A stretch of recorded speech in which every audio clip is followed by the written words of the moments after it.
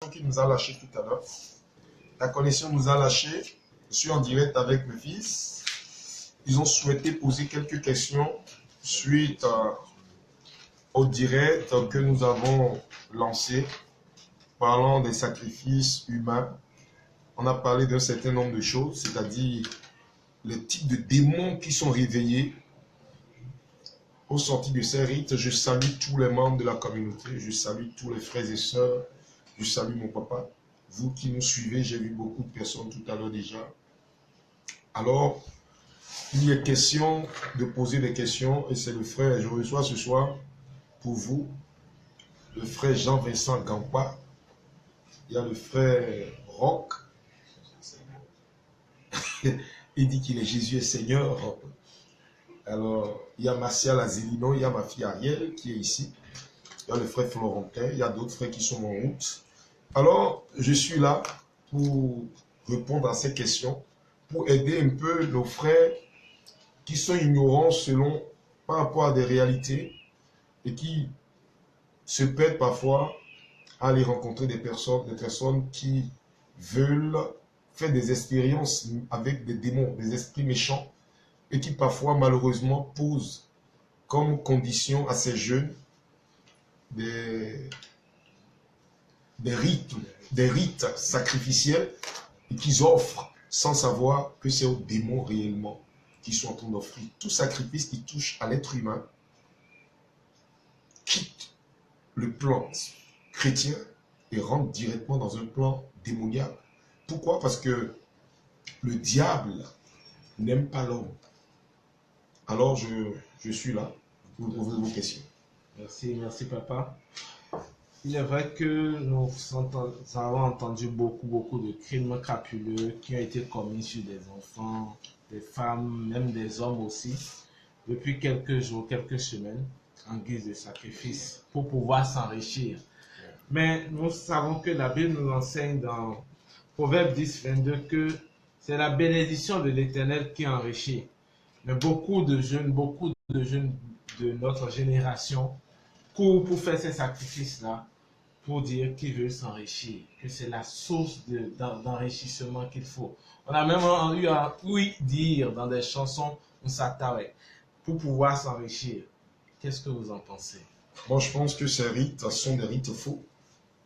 La Bible nous enseigne clairement, quand nous lisons Proverbe 23, vous allez voir que la richesse, on ne s'obstine pas pour la richesse, c'est Dieu qui accorde la richesse. Même si un homme dit qu'il est parti vendre sa tête et qu'il a donné, il a payé des prix, peu importe le prix que vous payez, le démon, quand il vous donne une richesse, il donne toujours avec la main droite et il va récupérer avec la main gauche. Soit il vous le donne avec la main gauche, il le récupérera avec la main droite. Alors, quand quelqu'un dit qu'il a vendu sa tête pour devenir riche, quand vous observez bien la vie de ces personnes, vous allez voir sa fin. Lui-même finira mal, mais ce qu'il ignore, c'est qu'il est en train de préparer la malédiction sur la vie de ses enfants. En général, vous allez voir, c'est des personnes qui ont réussi, mais leurs enfants traînent des tares. Les enfants peut-être des délinquants, les enfants peut-être des drogués, les enfants, tout ce qu'ils font pour avoir des enfants réellement qui puissent les honorer. Ils n'ont pas ce type d'enfants, ils ont des enfants parfois qui dévient totalement. Et ces enfants ne faut pas que dévier. Vous allez voir ce que sur la vie de ces enfants, il y a des réclamations, des types de réclamations. Si c'est les réclamations du type 1, c'est facile, on prie et ça va. Mais les réclamations du type 2, c'est-à-dire les réclamations qui sont soutenues par des démons. Par exemple, un crime odieux, on le fait parfois quand les gens font ce genre de crime pour savoir qu'ils sont en alliance, soit avec maman. Si ce n'est pas maman, c'est Bézépoul. Ou Asmodée. Mais ça, c'est le type de... Ça, c'est le démon. C'est dans l'hiérarchie des démons. Ça, c'est les démons qui font directement allégeance à Satan. Donc, quand on appelle ces méchancetés, il y a les méchancetés, quand on appelle les méchancetés, c'est des types de démons, quand ils se mettent en mouvement, rien ne les arrête, sauf la puissance du nom de Jésus-Christ de Nazareth, bien sûr. Mais quand quelqu'un de manière volontaire a vendu son âme au diable, vous ne pouvez rien pour cette personne. Bon, malgré votre bonne volonté pour l'aider, cette personne va se perdre parce qu'il a choisi. On ne peut pas imposer à quelqu'un ce qu'il n'a pas choisi, ce qu'il ne veut pas choisir. Si nous retenons aussi, il se dit beaucoup plus dans la population que c'est des rites qui se faisaient autrefois, donc que c'est traditionnel, mais que ce n'était pas pour s'enrichir, mais qu'aujourd'hui les jeunes veulent pouvoir le prendre pour s'enrichir, et qu'il ne s'agit pas de pouvoir détruire, dire non, que ces fétiches-là doivent être annulés ou bien carrément rangés, mais qu'on peut pouvoir les transformer, revoir comment utiliser. Aucun fétiche ne peut être transformé. Ces sacrifices-là. Aucun fétiche, vous voyez, dans les régions où ces pratiques ont été faites en Afrique, quand vous faites un coup d'œil, vous jetez un coup d'œil, vous allez voir que c'est des villes qui ne se sont jamais développées. Des villes où vous allez voir des personnalités sorties de ces villes, mais aucun d'eux n'a le courage réel de bâtir dans son village. Ces démons, vous allez voir que ceux qui officient, qui donnaient des cultes à ces démons, ces personnes, arrivées au moment, se sont retirées. Pourquoi? Parce qu'ils ont compris. Et ce n'est pas des types de démons, ce n'est pas des sacrifices normaux. Ce n'est pas des sacrifices normaux. Le sacrifice qui plaît à Dieu, c'est le sacrifice du cœur. Un homme qui s'offre à Dieu est différent d'un homme qui offre son frère à une divinité. Quand vous lisez Lévitique, vous allez voir que Dieu dit qu'il va réclamer l'âme de toute personne qui tue son frère. Même si c'est un animal qui a tué un être humain, Dieu lui réclamera l'âme de cet homme. Voilà pourquoi toute pratique qu'on fait en tuant, en empoisonnant les gens, en posant des armes, vous allez voir que ces personnes, quand vous identifiez bien ces personnes, vous allez voir, suivez-les. J'ai reçu un cas il y a 9 ans en arrière où il dit qu'il a enterré sa domestique. Il a connu une gloire, mais au soir de sa vie, il a demandé la mort, mais la mort l'a refusé. Il a dû confesser ce crime au Dieu. Et dès qu'il a fini de confesser ce crime, il est mort. Les gens disent, mais il fallait prier pour lui. J'ai dit, mais non, lui-même, il ne peut pas demander la prière parce qu'il veut qu'on prie pour lui. Mais en même temps, quand on lui a posé la question, il dit, je sais que Dieu ne peut plus me sauver. J'ai dit, non, Dieu peut te sauver. Il dit, ce que j'ai fait, je n'ai pas accepté Jésus-Christ. Même si je vous dis que j'acceptais Jésus-Christ, c'est faux. Mais pourtant, beaucoup de personnes vont chanter l'éloge de cette personne. Mais en réalité, on ne sait pas d'où vient cette puissance qu'il a rencontrée. Quand vous tuez un être humain en divinité, vous ouvrez la porte sur la malédiction. Peu importe. Personne d'âme, mon papa dit, fais en sorte que la mort de personne ne soit sur ta conscience. Hein, que la personne n'inspire pas dans ta main. Qu'un être humain inspire dans votre main, vous venez de condamner toute votre génération. Vous venez de condamner tous vos enfants. Peu importe l'investissement que vous ferez dans vos enfants. Votre souche même est maudite. Votre souche est maudite. Et ce n'est pas une simple conviction, bien une repentance simple qui va arrêter ça. Vous devez pouvoir vous mettre à genoux et reconnaître ce que vous avez fait. Est-ce que jusque-là, tous ces sacrifices qui ont été, toutes ces personnes qui ont été tuées, des cadavres retrouvés à divers endroits, est-ce qu'ils ont été forcément destinés à des sacrifices pour des fétiches, pour être enrichis, ou bien il y a d'autres, le sang humain peut servir à faire d'autres sacrifices? Oh, le sang humain, les gens utilisent ce sang pour aller le verser sur les divinités des fétiches. Et vous connaissez correctement ces fétiches. On ne les cache pas. Et on nous parle de Kenessi. C'est des rites anciens. Ce fétiche Kenessi a pour source, en réalité, si nous prenons la cathologie du Bénin, la source originelle de ce fétiche, c'est Calavi. Voilà pourquoi il y a différents types de Kenessi. Il y a le Kenessi, il y a le Calavi. Et ce fétiche, dans les temps anciens, quand les gens veulent donner ces fétiches, ils vous demandent à 90% un élément qui est en réalité un mot de passe. Kraniludjeta. Pour faire quoi? Soit ils disent que c'est pour se protéger, soit ils disent que c'est pour demander à cette divinité de les honorer, de les faire paraître en société, de leur donner une certaine domination sur les autres. ces personnes qui ont ces types de fétiches, vous allez voir que dans leur maison, quand le fétiche ne trouve pas à manger, ils mangent soit eux-mêmes ou leurs enfants. Quand vous donnez le poulet à un fétiche, le fétiche va vous demander un mouton. Si vous donnez un mouton au fétiche, il va vous demander un porc. Si vous donnez un porc, tout fétiche qui prend du porc peut prendre de l'être humain. Tout fétiche qui mange le bœuf peut prendre de l'être humain. Tout fétiche qui prend un chien peut réclamer un homme.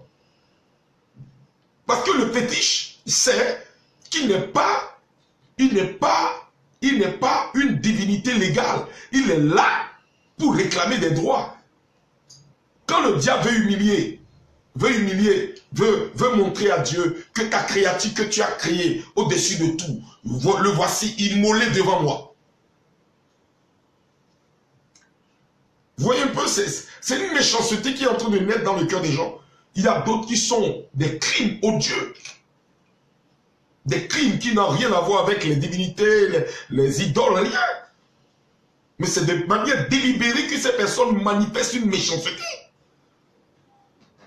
Donc il y a les crimes et il y a les pratiques vaudou. Les pratiques abominables des cultes faits par les nouveaux féticheurs. Ceux qu'on appelle les nouveaux féticheurs, c'est ceux qui veulent montrer aux gens qu'ils ont une certaine puissance. Les jeunes, voilà, c'est des jeunes. Ils veulent expérimenter ce que les gléléons utilisaient. Ils veulent voir comment Béanzé était quand même puissant. Ils veulent expérimenter sans savoir que toutes ces personnes, ils n'ont pas étudié leur fin. Quand vous regardez la résidence de ces personnes, les résidents de ces personnes, de ces rois qui ont pratiqué ces cultes en sacrifiant plusieurs personnes, allez à la source, allez vous promener. Moi, j'ai pris la peine d'aller me promener sur tous ces lieux. Tous ces lieux sont devenus des lieux obscurs. Quand vous regardez ces lieux, vous allez voir que c'est des vieillards qui habitent là. Il n'y a plus de vie dans ces lieux. Je suis allé dans la maison des migrants, j'ai vu là où ceux qui ont la réputation de décapiter dans le temps. Mais quand je suis arrivé chez eux, j'ai regardé la maison, je me suis dit, mais est-ce là? Et je me suis rendu compte de la réclamation qu'il y a sur ces individus.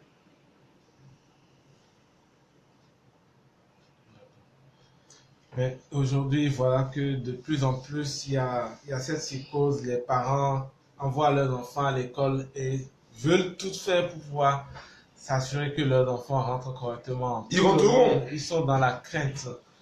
Quel conseil, il a de quoi avoir peur. Il y a de quoi avoir peur. Il faut d'abord veiller sur ses enfants. Ne jamais laisser ses enfants aller à l'école. Dans le vide, dans le temps, nos parents nous accompagnaient à l'école.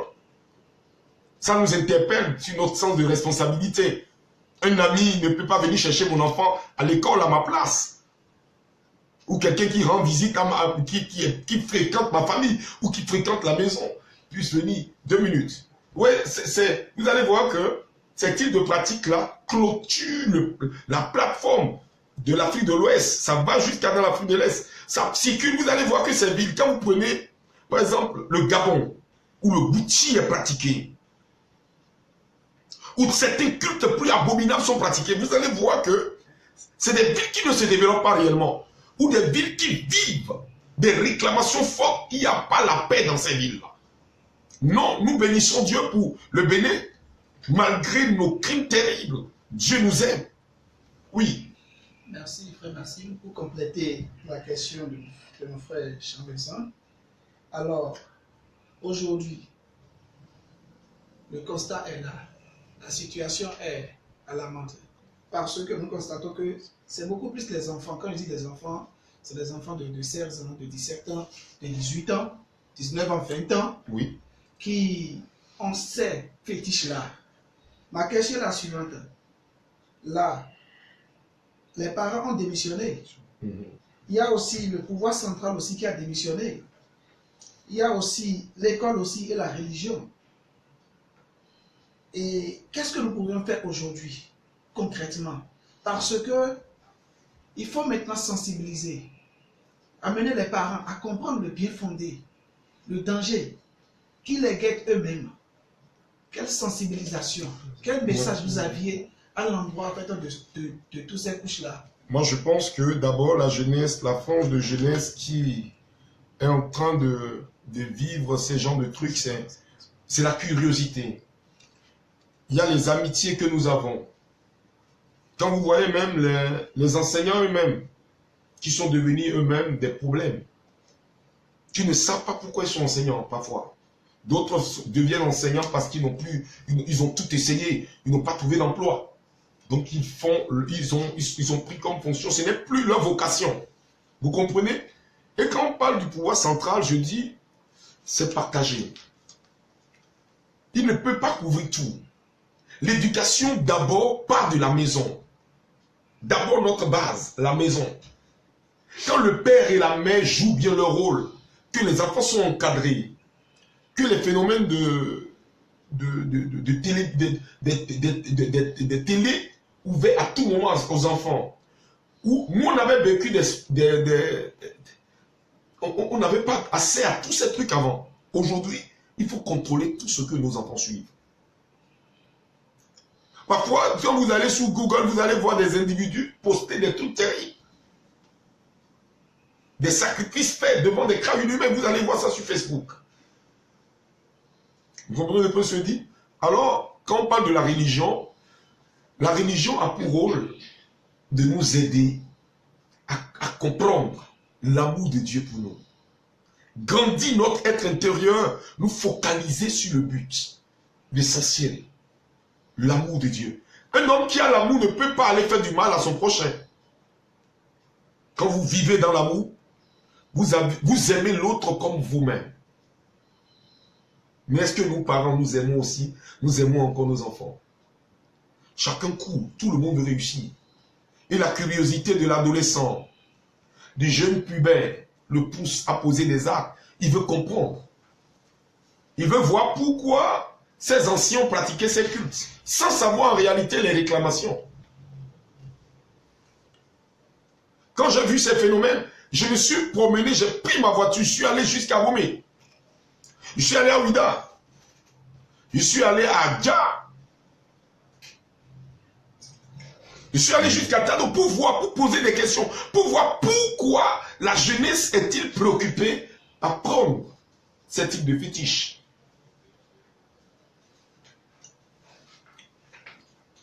Je suis allé, j'ai posé des questions sur le Nigeria.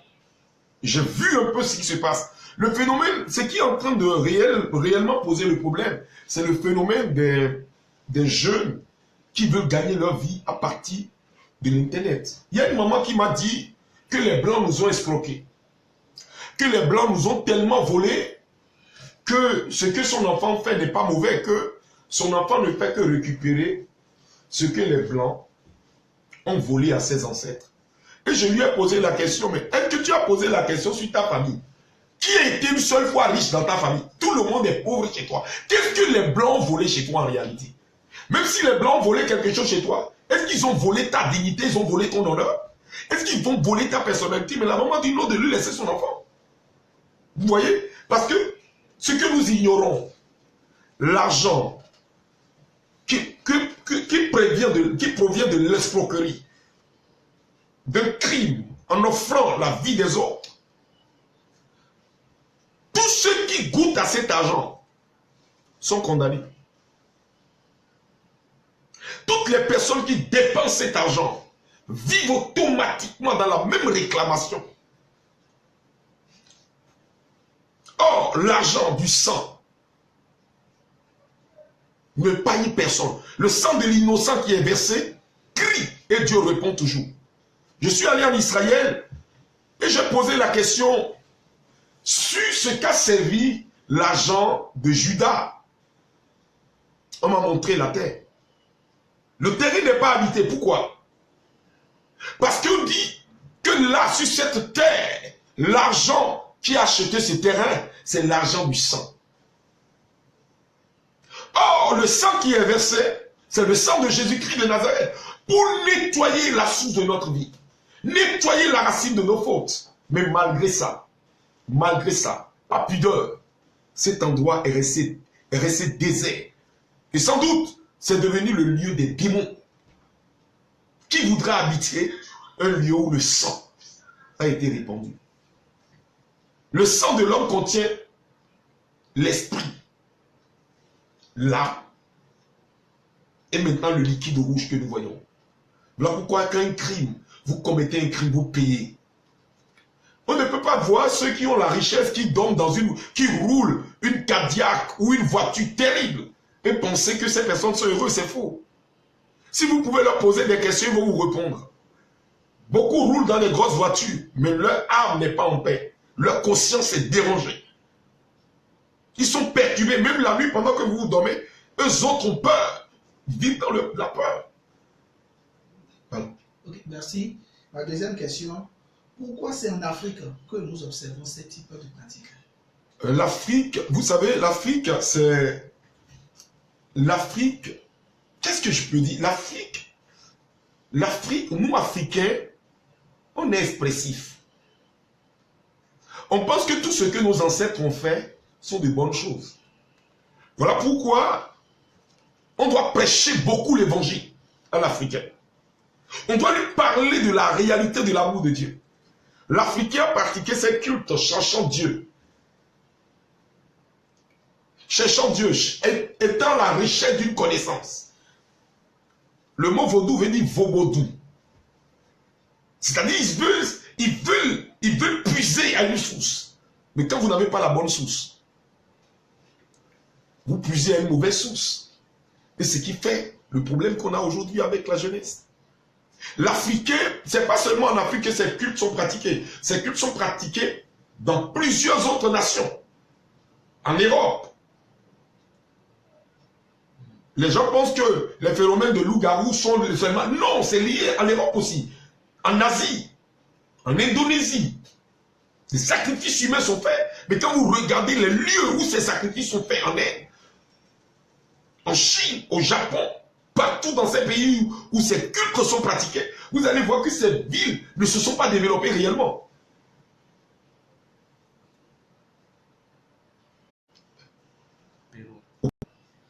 Alors il faut que nous revenions à notre fidélité, que nous cherchons l'amour de Dieu. J'espère que Il y a une autre question? Merci beaucoup pour les questions.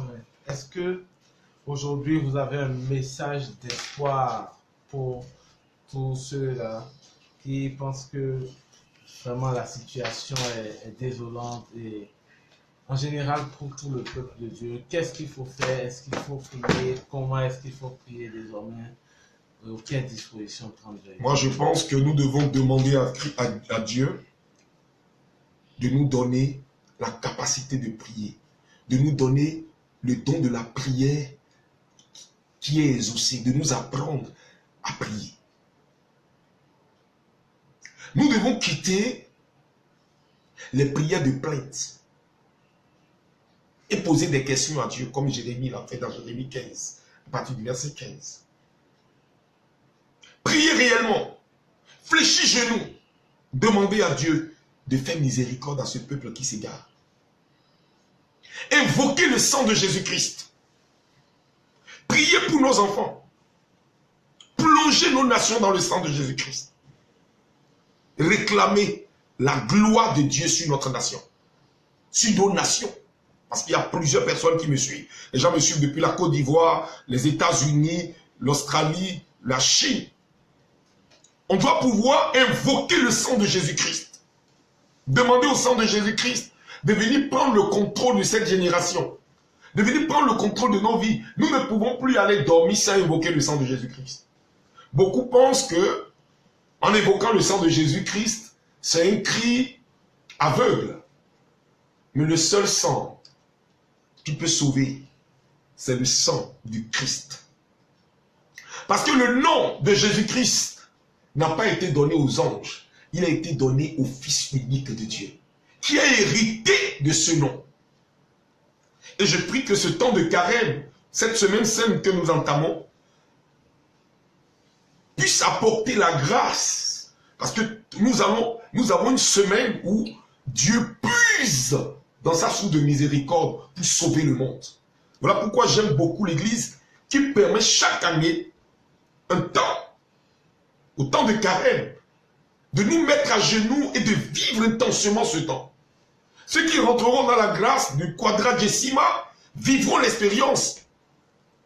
Feront seulement, ils feront l'expérience de changement radical dans leur vie. Pas changer tout, mais ils pourront changer quelque chose. Ils feront l'effort de quitter un péché. Si vous avez un enfant délinquant, un enfant gaïmagou, peut-être, je ne sais pas quel nom vous leur donnez, il suffit simplement de les présenter à Dieu. Saint Augustin était pire que ça. S'il était à notre époque, peut-être qu'il serait aussi un gaïman. Mais sa maman, Monique, a prié et Dieu a exaucé Monique. Dieu peut aujourd'hui aussi exaucer. Jésus est le même hier, il est le même aujourd'hui, il est le même demain, il ne changera pas. C'est lui le changeur inchangeable. Il est le traceur du destin. Et quand il commence, personne ne peut l'arrêter.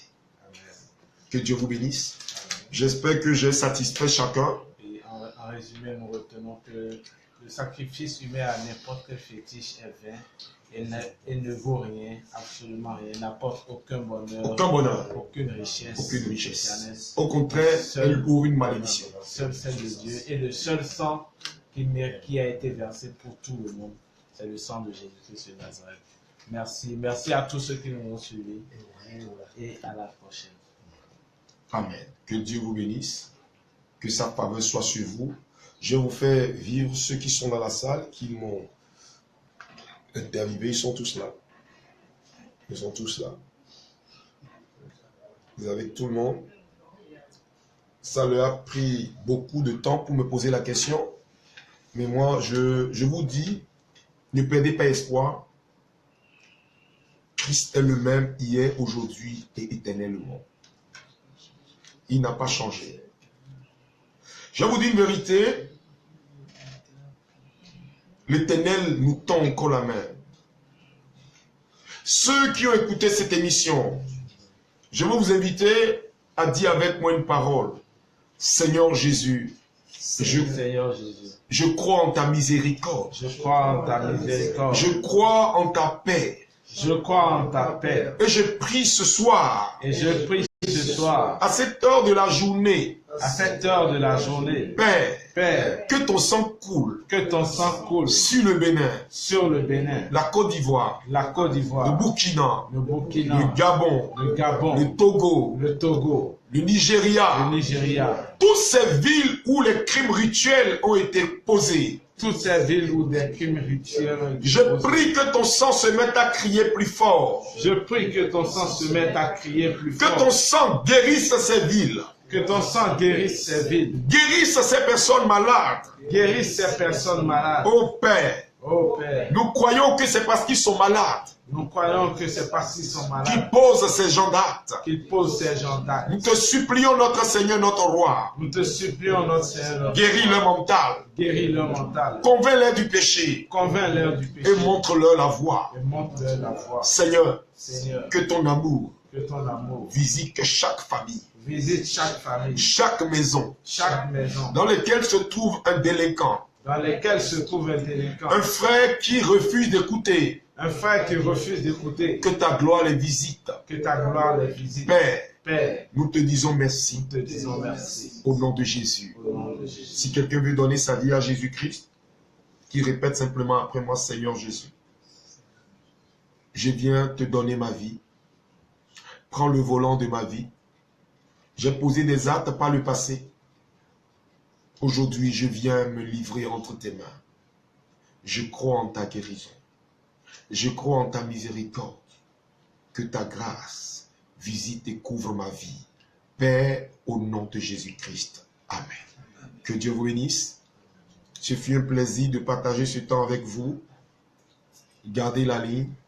Je reviens très bientôt. Que Dieu vous bénisse. Bonne semaine sainte à vous. Faites l'effort d'avancer. Faites l'effort de poser un acte et de quitter quelque chose cette année pour que l'année prochaine, votre vie soit une vie plongée dans la gloire de Dieu.